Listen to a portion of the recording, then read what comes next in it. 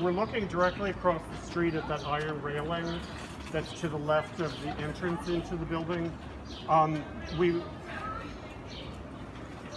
Midway into when we started doing our project, we found out that the little storefront there was something known as the Texas Chili Parlor that became a late night hangout for gay people. What was in the basement of this building was an after-hours club called the Snake Pit, and it apparently was not mafia connected, and it was actually run by a gay man. And when I describe the statistics in a minute, it's pretty unbelievable to realize what was going on in that basement after hours. But Seymour Pine, who was the same police inspector who raided the Stonewall, almost 9 months afterwards, in March of 1970, raided the Snake Pit in the wee hours of the morning. And 168 men were brought out of that basement. And they were on the sidewalk, and he didn't want another Stonewall to happen, so he radioed for paddy wagons. If people are familiar with the village, the police station is currently just down there, the 6th Precinct.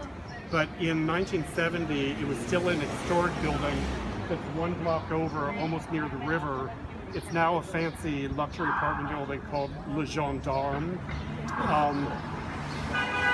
So all of the 168 men were thrown in the paddy wagons and taken over that police station.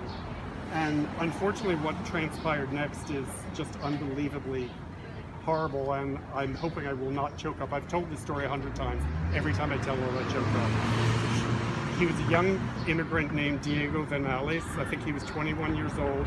Ironically enough, this is the first gay bar that he was ever in. And he was really young. He probably had visa issues. What changes in the United States? And he totally freaked. He thought he was going to get deported. So he jumped out the window of the police station trying to escape. And he was impaled on an iron fence. And he was so impaled that they had to bring in the police department to cut out the fence. They couldn't get him off the fence. And they took him by ambulance to St. Vincent's Hospital. He ended up living.